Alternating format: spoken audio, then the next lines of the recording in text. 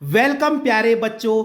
तो आज हम सीरीज के फूल पार्ट के महत्वपूर्ण प्रश्नों को बहुत ही आसान भाषा में समझेंगे। तो सबसे पहला पॉइंट जो आपको याद रखना है कि सीरीज के फूल पार्ट के लेखक कौन है। इस पार्ट के लेखक का नाम हजारी प्रसाद द्विवेदी है। जी हां, हजारी प्रसाद द्विवेदी।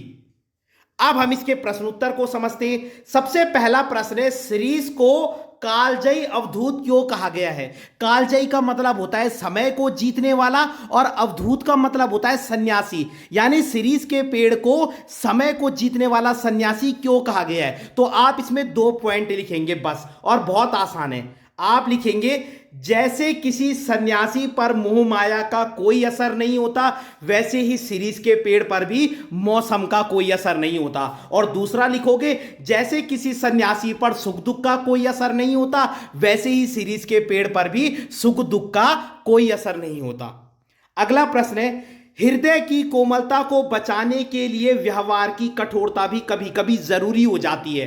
हृदय की कोमलता को बचाने के लिए कई बार आपको व्यवहार से क्या बनना पड़ता है, कठोर बनना पड़ता है। तो आपने चैप्टर के हिसाब से बताना है। तो आप लिखेंगे, सीरीज के फूलों को देखकर कवि सोचता है कि सीरीज का पेड़ भी बहुत कोमल होगा, क्योंकि इसके फूल बहुत सॉफ्ट होते हैं। तो आप लिखोगे, सीरीज के फूलों को देखकर कवि सोचता है कि सीरीज का पेड़ भी बहुत ही कोमल होगा, लेकिन इसके फल बहुत मजबूत होते हैं और वह आसानी से अपनी जगह नहीं छोड़ते। और उसके नीचे लिख देना, गांधी जी भी बाहर से बहुत कोमल थे, लेकिन अनुशासन के मामले में बहुत कठोर थे। तो कई बार हम बाहर से बहुत सॉफ्ट दिखते, लेकिन अंदर से हम बहुत कठोर होते। तो अगर क्वेश्चन यहां पर पूछा जाएगा कि गांधी जी और सीरीज के पेड़ में क्या समानता है, तो भी आप यही उत्तर लिखोगे। इसको नोट कर लीजिए।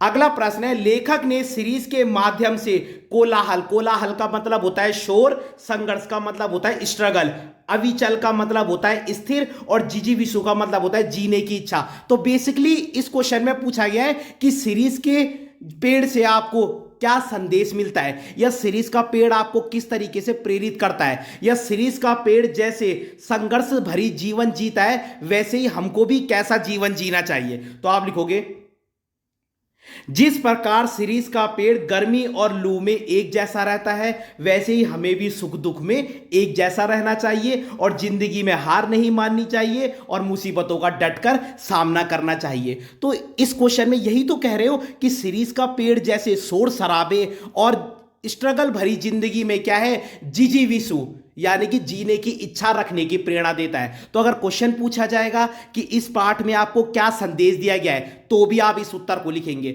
मैंने ऐसे उत्तर बनाए जो 2 से 3 क्वेश्चन में ऐड हो सकते हैं और बहुत आसान है। अगला प्रश्न है, हाय वह अवधूत आज कहां है। अवधूत का मतलब क्या बताया आपको, सन्यासी। अब कवि कह रहा है, हाय ऐसा अवधूत आज के समय में कहां है, जैसा सीरीज का पेड़ था या गांधी जी थे।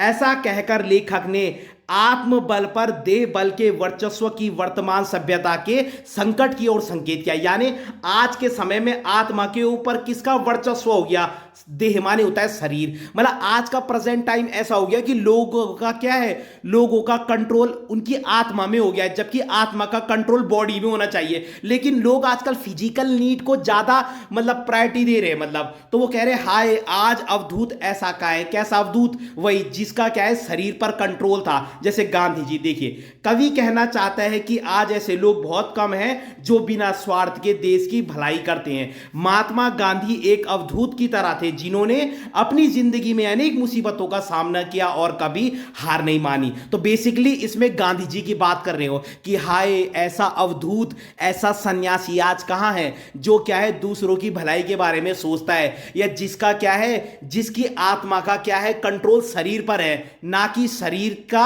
आत्मा पर। तो आप इसमें गांधी जी के बारे में लिखेंगे। अगला प्रश्न है, कालिदास ने सीरीज की कोमलता और हजारी प्रसाद द्विवेदी ने उसकी कठोरता के विषय में क्या कहा है। दोनों ने स्टेटमेंट दिए। कालिदास ने तो सीरीज के देखो फूल की कोमलता के बारे में क्या कहा है, सीरीज के फूल केवल भौरों के पैरों का दबाव सहन कर सकते हैं, पक्षियों के पैरों का नहीं। तो कालिदास ने उसकी सॉफ्टनेस के बारे में ये कहा है कि जो सीरीज के फूल होते हैं ना, वो केवल जो है भौरों के पैरों का प्रेशर दबाव सहन कर सकते हैं, पक्षियों के पैरों का नहीं, यानी इतने सॉफ्ट होते हैं। और हजारी प्रसाद द्विवेदी ने उसकी कठोरता के बारे में क्या कहा है कि सीरीज के फल बहुत ही मजबूत होते हैं, वह तब तक अपना स्थान नहीं छोड़ते जब तक नए फल धक्के मारकर उनको बाहर ना कर दे। तो एक तरफ तो इसके फूल बहुत सॉफ्ट होते हैं कि वो केवल भौरों के पैरों का दबाव सहन कर सकते हैं, और इसके फल इतने मजबूत होते हैं कि वो तब तक अपनी जगह नहीं छोड़ते जब तक कि नए फल उनको धक्के मारकर ना निकाल दे। अगला प्रश्न है, कवि के लिए अनासक्त योगी की स्थिर प्रज्ञता। स्थिर प्रज्ञता का मतलब होता है स्थिर बुद्धि। और विदग्ध प्रेमी, विदग्ध प्रेमी का मतलब होता है एक सच्चा प्रेमी, तपस्वी प्रेमी। यानी कि कवि इसमें जो कह रहा है, एक कवि की विशेषता बता रहा है कि एक सच्चा कवि कौन होता है। ऐसा विचार प्रस्तुत कर लेखक ने साहित्य कर्म के लिए बहुत ऊंचा स्टैंडर्ड सेट किया है कि एक सच्चा कवि कौन होता है। तो आप इसमें लिखोगे, कविता लिखने से कोई सच्चा कवि नहीं बन जाता, एक सच्चा कवि वही होता है। अगर यहां पे प्रश्न पूछेंगे कि एक सच्चे कवि की विशेषताएं बताइए, या प्रश्न पूछेंगे ये वाला कि अनासक्त योगी की स्थिर प्रज्ञता और विदग्ध प्रेमी वाला, तो आप इसको लिखोगे कि कविता लिखने से कोई कवि नहीं बन जाता, एक सच्चा कवि वही होता है जो, देखिए पॉइंट आप रट लीजिए, जो अवधूत के समान हो यानी सन्यासी, जो योगी के समान हो, जो लोगों के दर्द को समझे, जो मोहमाया से दूर रहे, जो सुख दुख में एक समान रहे, जो फक्कड़ हो। फक्कड़ का मतलब होता है, मतलब मुंह फट कहते हो जिसको आप, कि आपके सामने ही सच्चाई बोल दे, और जो दिल से कोमल हो। तो ये सब एक कवि की विशेषताएं।